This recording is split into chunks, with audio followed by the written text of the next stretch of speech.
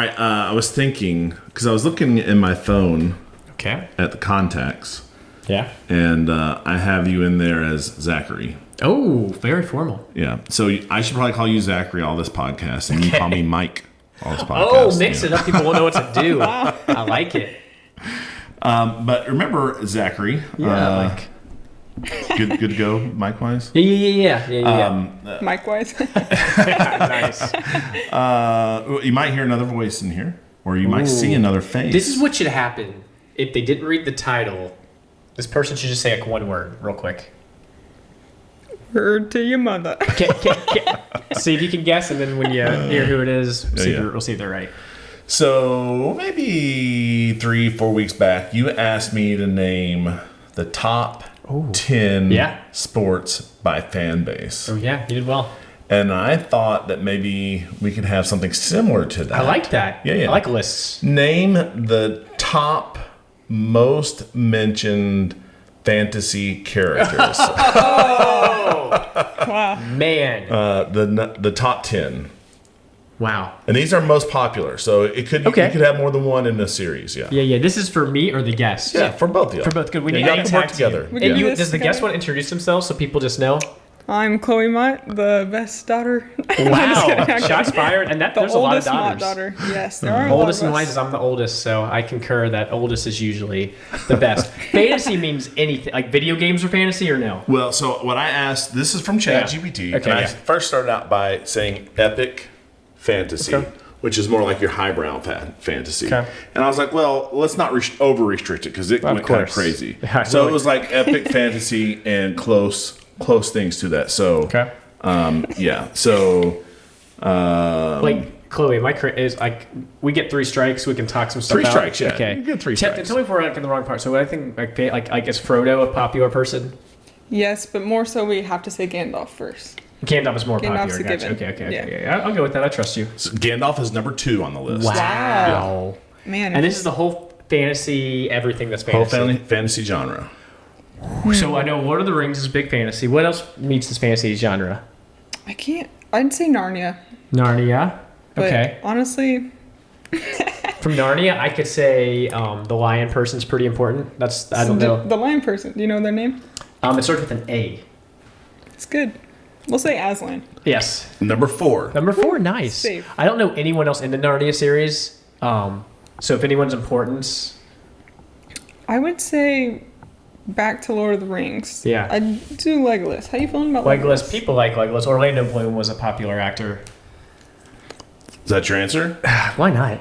Number 9. Wow. On the board. So we have great. Yeah, let's get the piece of paper out. Do some process elimination. 2, 4, so you 9. have Gandalf at number 2, Aslan at number 4, and Legolas at number 9.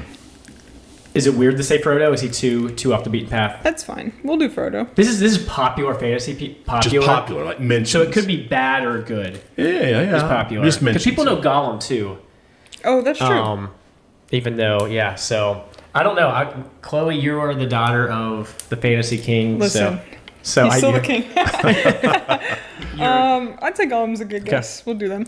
That's a strike. Gollum is a strike. Wow. Sorry, you can't win them all. So before we guess another Lord of the Rings, I think more Lord of the Rings on there. What's like other fantasy stuff? Yeah, that's what I was gonna say. Can you give us a hint or no? Yeah, what's like a universe we should be thinking about, or give us a hint about the universe? Yeah. I'll just say magic. Magic. Ooh, Harry Potter. Ooh. Number 1. Harry Potter. Is it really? Yeah. Wow. Yeah. Man, who else? So in Harry Potter, that means Snape has got to be on there. Ooh, and there's a guy you're not supposed to say. I didn't mean Snake. I meant Voldemort. Voldemort is another strike. So these bad guys are not making the top list. It seems like the bad guys are not. I will say they're the only. Well, that's not true. I'll say there is one bad guy on the list at number 10. I'll give you that hint. Okay. And then there's also a bad guy as a close contender. Okay. All right. I'll give you the close contender. Sauron, the evil eye from Lord of the Rings, is the close contender. So I'm trying to help you out. So that one's similar to one of the ones on the list? I'm just saying there's another bad guy on the list. Who else is bad in either Harry Potter, Lord of the Rings, or this or Narnia? That's like the most popular bad guy. Well, I would say Snape has to be pretty popular, but he's not like These are tricky. most mentions. Most mentions. It's not like who people love the most. It's like who people refer to as the most, or say stuff about, or post stuff about. This is our third strike, but I don't know. This is big. So we have Harry Potter, Narnia, and Lord of the Rings. Is there anyone else from Harry Potter that's like popular guy who would be really popular? I mean, there's the main three. You got Harry Potter. Harry Potter. Harry Potter, Hermione, and Ron. Well, okay, actually, back to Lord of the Rings. Yeah. We didn't do Bilbo.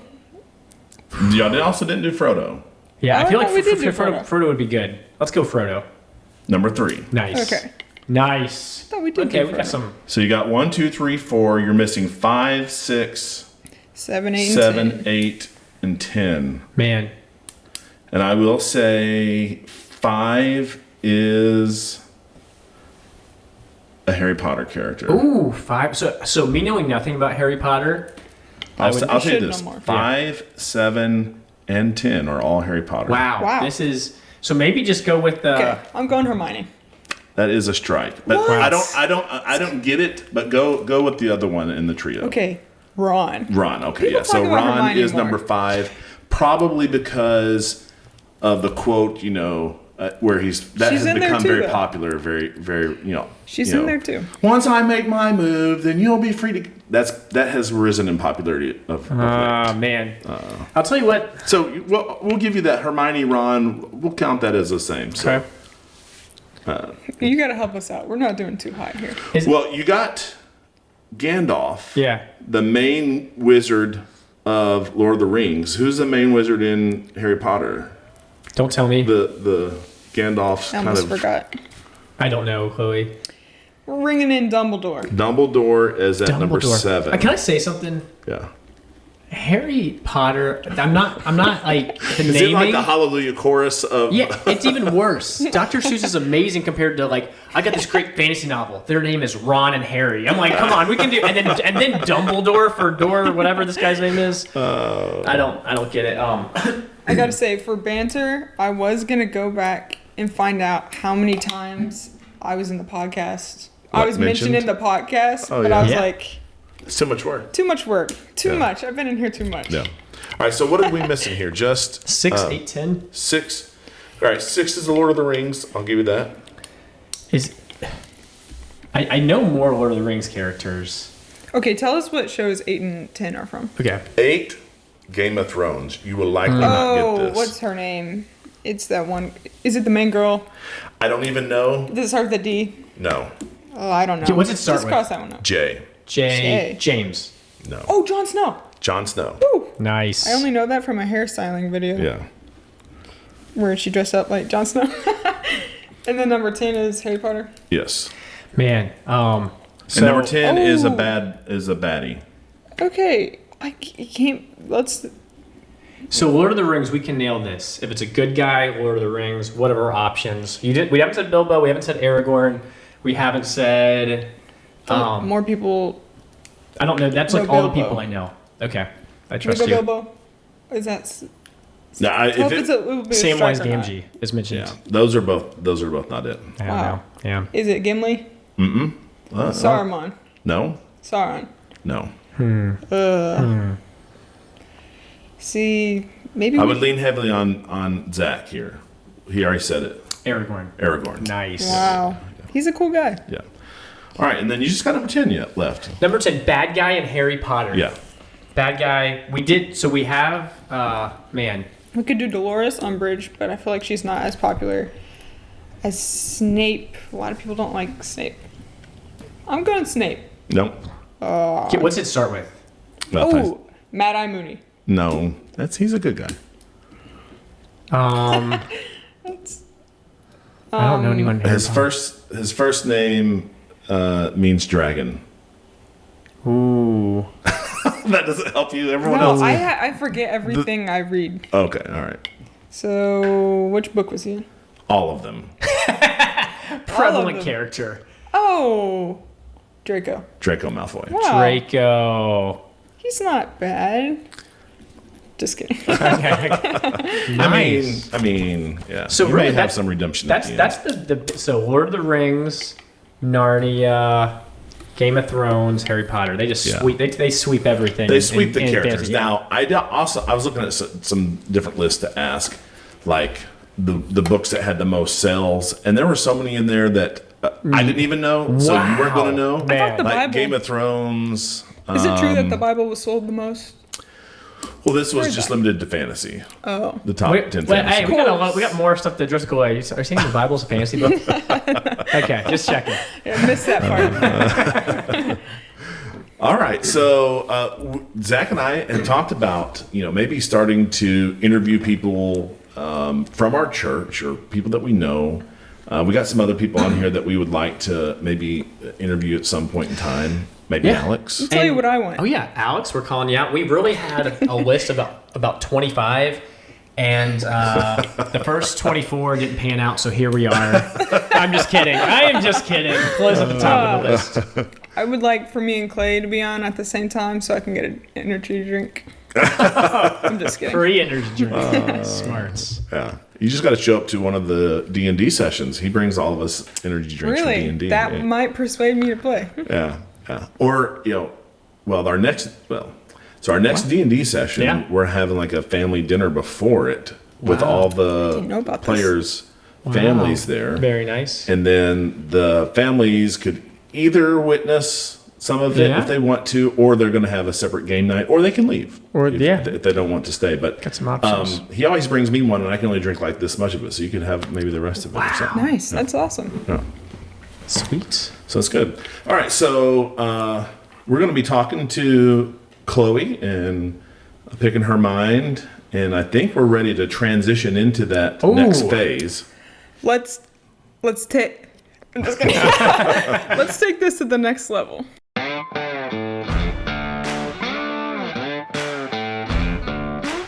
From the hearts of the Low Country in South Carolina. It's the Take Two podcast, where we take theology to the next level. All right, so we're back here, and I feel like I know you pretty well. Known you all my life. I have mentioned, apparently Mom said I've mentioned this story twice. Wow. But do you remember the stop, drop, but didn't roll? Or just from us telling you? I barely remember. I remember the setting of the story, but not that specific scenario. Yeah. Do you remember us driving and crying when we said we're going to eat on the road? I don't remember that one. Nice. I do remember Mom saying, if I were you, when I was younger, and I always thought she said, I'd fire you, like put me on fire. And that really scared me. That stuck with you, huh? Yes, it did. I remember one time getting on to you and saying, you better march yourself upstairs right now. And you're like, why do I got to march? I think I might remember that. All right, well, I thought maybe we would talk. I think you do remember Caleb Hawk. You remember Caleb Hawk? You heard of him? Vaguely familiar. I think you were in Miss Mary Lou's class. Man, and it was around Christmas time. And she was talking about Herod, and he was like, oh, that's the guy who killed all the babies. And you started crying. Do you remember this? I still don't remember. You don't remember any of that? And No. He was like, that's okay. He went to hell. And you're like, what is hell? And so then you came home with lots of questions, and you were very distraught that night. Do you remember being there that night? I remember crying on the couch. Was it on the couch? Yeah. Yeah, it was on the couch. Yeah. Maybe it was on the couch, and then we were trying to put you to bed, and I put Fernando Ortega, Grace and Peace on like repeat to try to just calm you down. Song. And we finally put you out in the garage for a little bit? Oh, yes. Wow. This was a very traumatic time in my life. I was crying because I was scared of hell, and I got locked in the garage for it. That's parenting 101. Nice job, Michael. We were just like, hey, you gotta get control of yourself. Like, this is not how Mott's act. Yeah. Like, if this is how you're gonna act, you can't be in the house right now. You gotta be in the garage. Yeah. I like that. I don't know if that's good or not, but that's what we did when we were young. I think I did see a playlist with Ray Comfort using those tactics as well. So the Ten Commandments, he was like Herod, and then get in the garage, and man, worked out well. Yeah. So those were probably your first memories of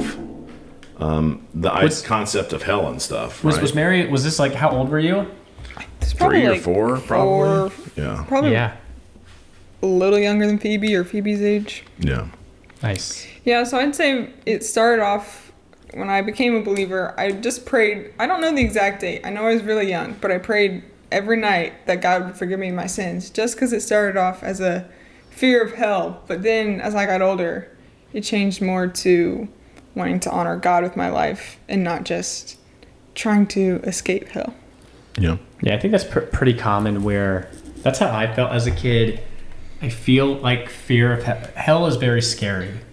And what people emphasize so much for a good reason. But I think as a kid, it's like every night before you go to bed, you're like, oh, if I were to like die tonight or something, you know what I mean? Like at night, you're like, so I remember just over and over, even until I was probably like 12 years old. I was like I was doing this a lot, 8, 9. I feel like I was doing that kind of thing a lot.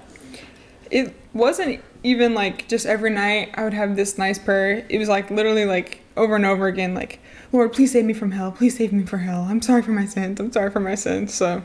Oh, multiple? Like that's how it would be? It was just pure fear. Pure fear. Well, you know how they say that there's 2 ways to respect someone? It's fear and love. You can either fear them or love them. Yeah. I want people to fear how much they love me. Nice quote. Where'd you get that from? I don't know. Do you know that reference? Oh, that's good.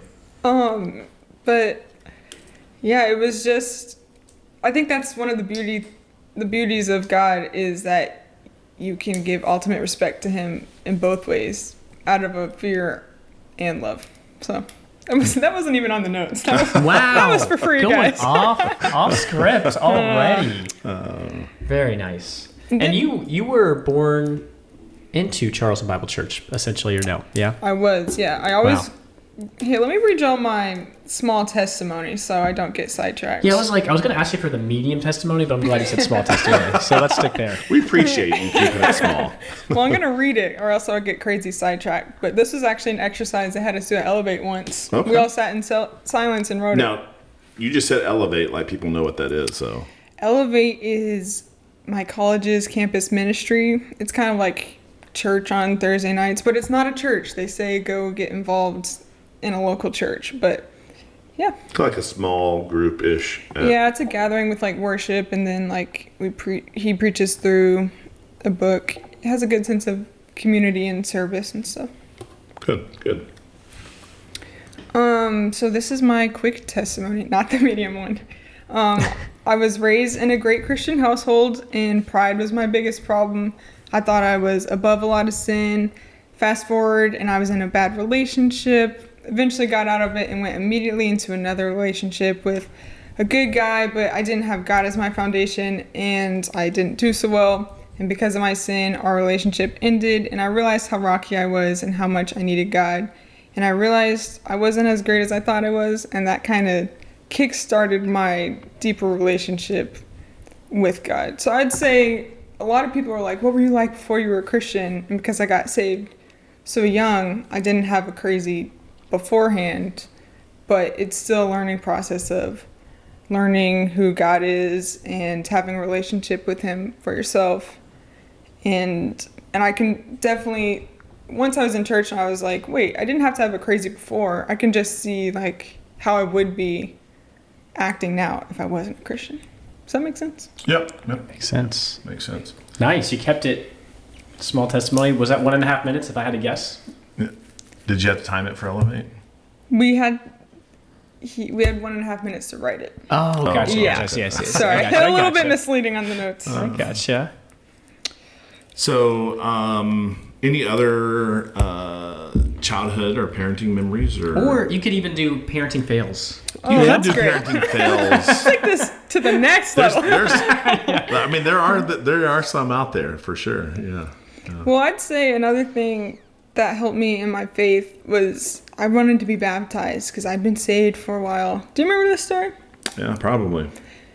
And I asked my dad all the time if I could be baptized. I don't think I realized then that it was because I wanted to take communion, but looking back, I think that's what honestly, it was. That is a huge motivator for wanting to get baptized. It is. Drinking that juice and eating those crackers.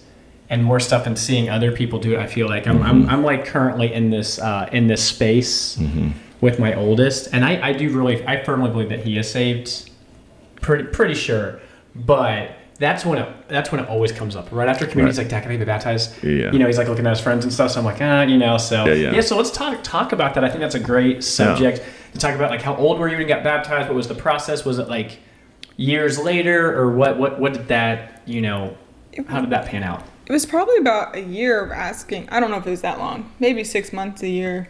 It seemed like it was on and off, maybe a year and a half to me. That sounds about right. And I was like, I'm a Christian. People who are taking this are Christians. Like, why can't I do it? This is kind of when I transitioned my thinking of more not being scared of hell, because my dad would always ask, Mike. Mike would always ask, why do you want to be baptized? And I'd be like, because I'm a Christian. And then after a while, I just paused and I said, because I deserve to go to hell. And he was like, that's right. I feel like you can get baptized now. I think we talked about it a little more than that too, because that was what I was really wanting to hear from you and I have had the same question for your sisters when they've asked me to get baptized too. It's something like, I'm commanded to, I need to follow Christ. It's a picture of my salvation, something along those lines to kind of make sure that, the motivation is right. Because I experienced the same thing. I was saved, joined the church, and could vote on the color of carpet by the time I was like 4.5 or 5. Got a question. Yeah, but was that actually a hold up? Because I hear that example used a lot.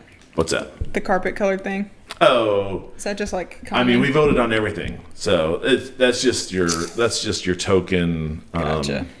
But we voted on everything, and if you're a member of the church, you can vote even if you're 4 or 5. So so I experienced that same desire to be a part of the communion table and rushing through things. But So and remind me, how old were you around this time?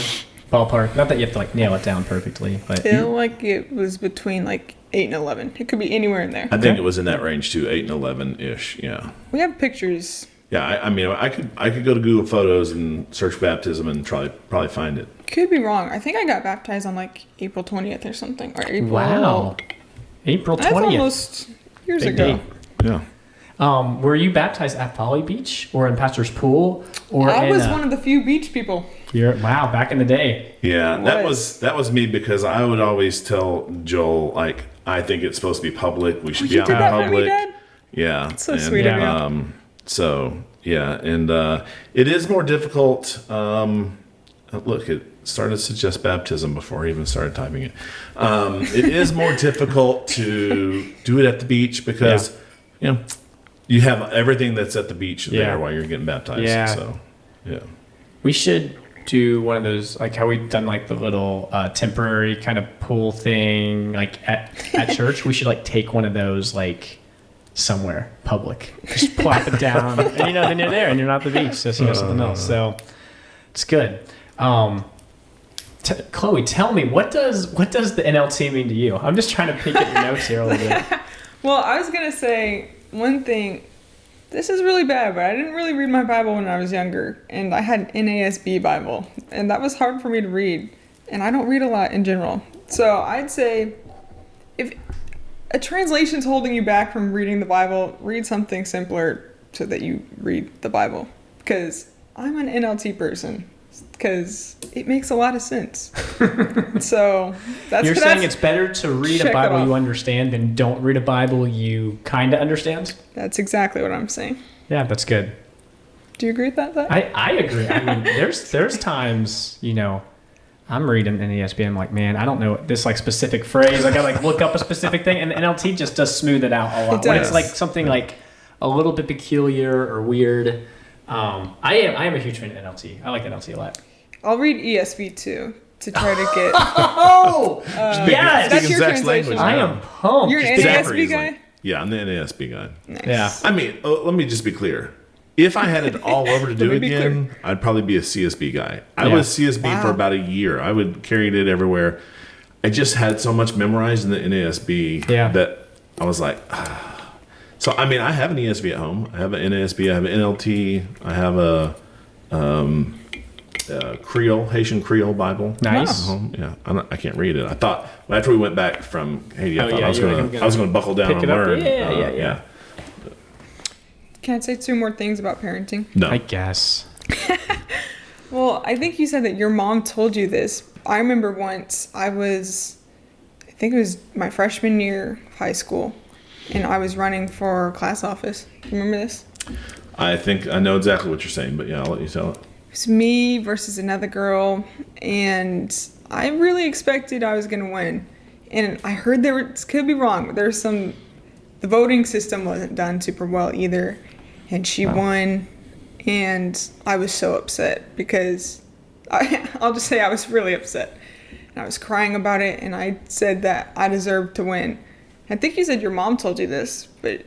Oh, for sure, yeah. This is probably the hardest lesson I learned, but something I think about a lot. And he said, the only thing you deserve is to go to hell. And I was like, oh, that's true. I didn't want to cry. That's good perspective. But I think about that a lot. And now every time someone says they deserve something, I'm thinking, no, you don't. No, you don't. Yeah. I was very similar situation, and I've told this a couple times in the podcast. But I was wanting to be a band officer and did not make it and was bummed and very similar situation. And I was like, but I deserved it. And she was like, Michael, the only thing you deserve is to die and go to hell, and everything we get above that is God's grace. And I was like, oh, can't argue with that. So, man, no, that's good. It's good to have those moments when you're humbled, because man, if you just coasted through life with everything, it would be so hard to see that side of things. Yeah. Say another thing too is I realize that a lot of my beliefs and stuff are based on what y'all have taught us, and then I realized this very recently. You look around you and everyone's just doing things according to what their parents taught them. So I had a lot of grace for people, and it made me realize everyone's going. It's easier not to judge people in their own walk, because you're most people just believe what they've been taught as a child, and God is slowly working in everyone. Because a lot of stuff y'all taught us was wrong. I'm just kidding. Yeah, let's go through that one by one. I'd say y'all have grown a lot as parents too. Yeah, I hope so. It's hard being the oldest child because you see stuff that you couldn't get your parents to understand. Did you have this? Yeah, it's a burden, Chloe. Let's talk about it. It's not easy. And then the baby of the family gets everything they ever wanted because they don't know the struggle. So true. Calling you out, James. So you have some involvements now. I know you've done some kids club crafts, and you told me on the way over here you really had a burden to lead up the downtown street preaching and evangelism team. That's not what I said.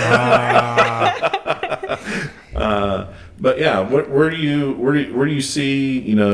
I have the word down here, spiritual gift, and I think it's true. But I was thinking about after we had our little chat on the way over here. It may be too much to be asking teenagers what their spiritual gift is, because it's too limiting. May be till you're 25 or 30 where you really know, dude, this is what I'm good at. 30 might be too young too. I don't know. I'm trying to figure it out.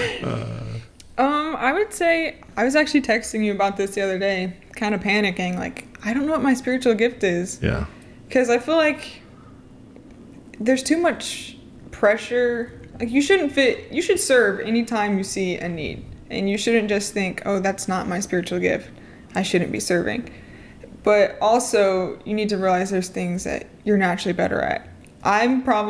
They say there's service gifts and teaching gifts. Mm-hmm. I'm probably more of definitely a service person. As much as I want to be a teaching person, I'm definitely a service. I think I'm good at, the 3 I have here are exhortation / encouragement. People tell me I'm really good at encouraging people. I just want to encourage you to keep doing that. Thank you. Discernment. Can you give I always say discernment, and then I'm not exactly It's hard to really discern some of these words. That's a tough one. If you have it, you know what it is. Isn't it when you're able to see a need or problem and be hey, you're doing this wrong? That's service. That would be service and helps. So I think discernment helps. is Yeah, I also got that one. Discernment is more along the line of knowing truth from fiction and being able to like understand what the truth is. Would you say I'm good at that? I feel like I'm pretty good at that. Yeah, I'm not saying you're not good at that. I'm just telling you what discernment is. I'm saying you're not. Yeah, you're good at that. That's good. Something you said that I think is interesting, and something I struggle with spiritual gifts. You said, some people are naturally better than others, and like spiritual gifting to me implies supernatural. Right. And so it is confusing because there are some people I think who are naturally gifted in speaking and outgoingness, but not necessarily spiritually gifted. And I know people that are very quiet that when they say something like, wow, that was really, or I don't know, you know what I mean? So I know a lot of it does probably line up with tendencies too, but I think there's another side of it too that doesn't necessarily, I don't know, something that's like, not necessarily a natural thing. Right. I think it goes back to not worrying about it as much, like what the name of it is, like, just don't be too much, but if you see a need, like, say something in a nice way. If you see something, say something. Yes. Okay. All right. Also, people have told me like I'm a good leader. Who was talking recently about how if you're a leader, people follow you? No, not that's a given. But like, if you're trying to lead people, you might not be the best leader. But if you're quiet, people usually tell you you're a good leader. If you're actually a good leader, people will tell you you're a good leader. Were you the one that told me that? No. But I heard that, and that's kind of happened to me before. I don't like being loud or controlling but outside of my family. My family's different. But when I say something, I feel like people listen and people tell me to step up and say stuff more. So that's just, I don't know. I'm still trying to figure out what I'm best gifted Your place in life. Honestly, I think you're spiritually gifted at slides. They seem to be on the money. They seem like we never have a problem when you do slides. So that's good. Thank you. Do you make the slides, or does your dad make the slides? And how does that? Is it a tag team, or does the slide person make? I guess the worship leader makes it. I don't know. You might have to, but usually they're pre-input in there. Oh, yeah. Gotcha. I know if I have switched, time, especially my role last year when I was kind of official, I tried to always make the slides if I had time, and I still try to this time. But it really, the ultimate responsibility is on the person who is in that role. Gotcha, yeah. But if I can go ahead and get it set up for them, and then that makes it easier, because what they really should be doing is in that rehearsal that almost runs into Sunday school every Sunday, they should be like going through the slides and making sure everything lines up. Just like that last check. Yeah. Yeah, so because you are involved in a lot of different things, is there anything you got involved in, Chloe, and you're like, man, this was instantly bad? Or, probably not bad, but is there anything you're like, I tried this, not my thing? This is kind of probably unexpected, but on TikTok, a lot of times there'd be lives with people debating people, whether it be political stuff or like Christianity. And I'm like, I would like comment stuff, and I get into a lot of fights in comment sections. I want to be good at theology and knowledge, but I've realized I'm not good at that. Like I'm not, and I'm like, ooh, and I'd say, yeah, that's when I'm like, I need to be serving people more. Like yesterday, Lydia came to my class at CSU, and it's a studio art class, so we were just in there like hanging out with my friends talking. And I've had the same friends for years, and Lydia was in there for one class, and they start talking like theology, and she starts like getting all of his beliefs out of him and is like helping him see like things differently and just totally getting stuff out of him that I was like, I didn't know all of this. I wouldn't even know how to approach this. She's like, oh, so you're like in the middle ground. I'm like, I don't even know what that means. And that's funny. So it was good because I feel like I am more encouraging and stuff, and I feel like I bring more positive vibes, like positive encouragement and stuff to people and make them feel special, and they see through my actions that I love Jesus. And Lydia's like, so what you're believing is wrong, basically. Lydia and I talked about that yesterday too. So, does that answer your question? That nailed it. Okay, nailed I'm it. so glad. No, I think that's good because I think it's sometimes hard to get people to try different things, and it's not necessarily that everything's gonna be your best. And you tried comment on TikTok and, I feel like that, even if you do know theology knowledge, that's like its own specialty thing. That's different than that. That's like a war zone. Like, yeah, you almost can't win. Even if you win, I don't know. Yeah. Because it's hard. Like, most people on TikTok are fighting dirty. And it's like, do I stoop down to fight dirty? And if I don't fight dirty, then it looks like I've not won. I say TikTok. I'm not on TikTok. But you could extrapolate You're this a little bit on TikTok. I mean... Let's talk about this more. Like... I've been on TikTok maybe 5 times in my life, 6 times in my life, but more like Instagram, Facebook, YouTube, those type of social media platforms. People tend to dehumanize the person that they're talking with, and that's a tough area. Yeah, so. It is tough because they just want to make the other person look stupid. You want to like get that awesome comment in because then it's hilarious, and then you see people that like they try to do that, and it's like, oh, that was actually, I don't know, it's too much. Yeah. Even with really respectful people, I've just realized, whoa, there's way more to this than I realized. Like, people are a lot smarter and have thought way more in-depthly about stuff that I have. I just have a bad memory, too. Mm-hmm. Like, even the names of things, I can't remember. Mm-hmm. But, yeah. Okay. Anything else that you were wanting to ask, Zach? Man. I think I just want to hear about your current focus. Well... You want to say what the current focus is? You probably have a good guess. Me? Mm-hmm. Well, I think. You have a guess. I would say that your current focus is just on being exactly what God wants you to be, and then trying. We're all in progress, and then seeing where He wants to take you. Yeah. Something like that. It's good. You kept a good distance from the topic. Yeah. This is something, Lydia and I were talking about this yesterday. Number one problem, things people need to stop telling people, is that you will find the one for you one day. Yeah. I think that's a big issue. Sorry. I say that a lot to people. I'm just kidding.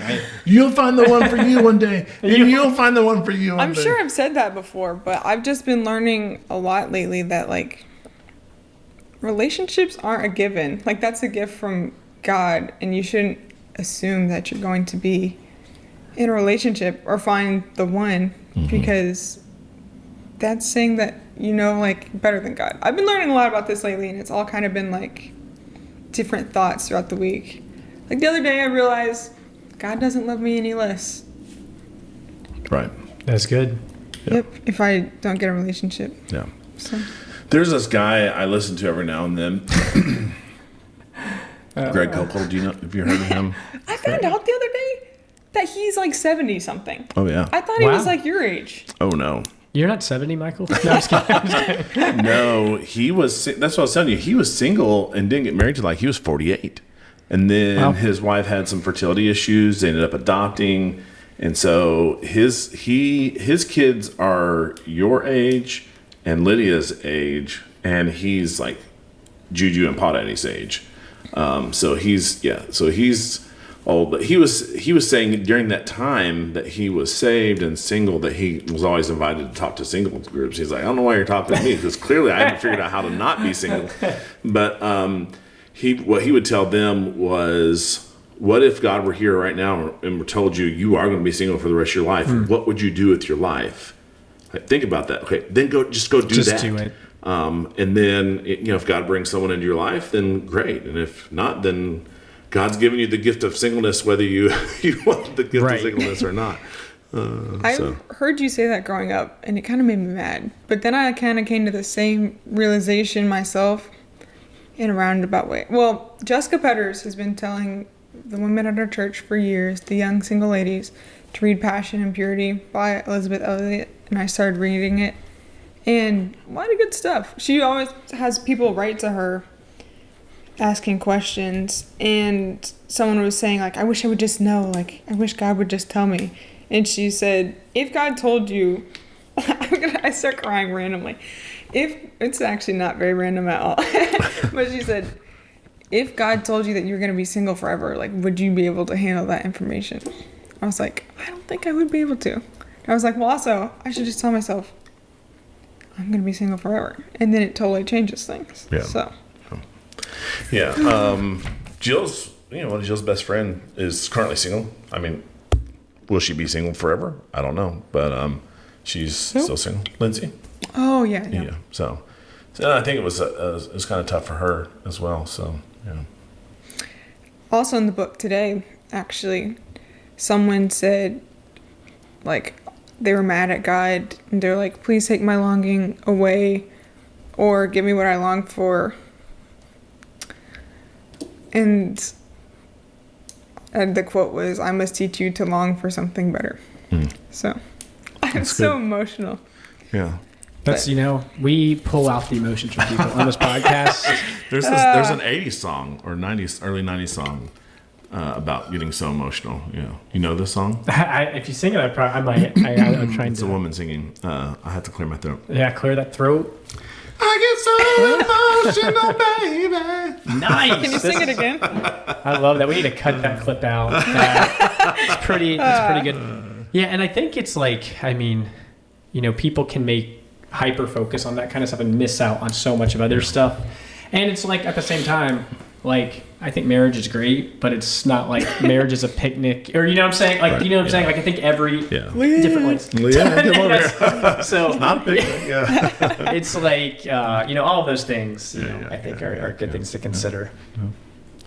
All right. Well, I think this is our first just straight up interview, and we'll do this. We'll try to like dot this again and get some other folks in here. Maybe, but we should get one of your family members next time they're in. Dude, yeah, we could.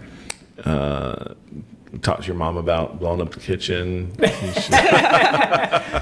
I saw her in church Sunday, and I was just looking like, their house caught on fire. Yeah, I thought. Yeah, were you thinking she did it on purpose? Did you think that? No, I'm just kidding. She didn't do it. Yeah, when I saw her, she was like, "I gotta tell Zach stop throwing me under the bus." Oh my goodness. It's all good, all good.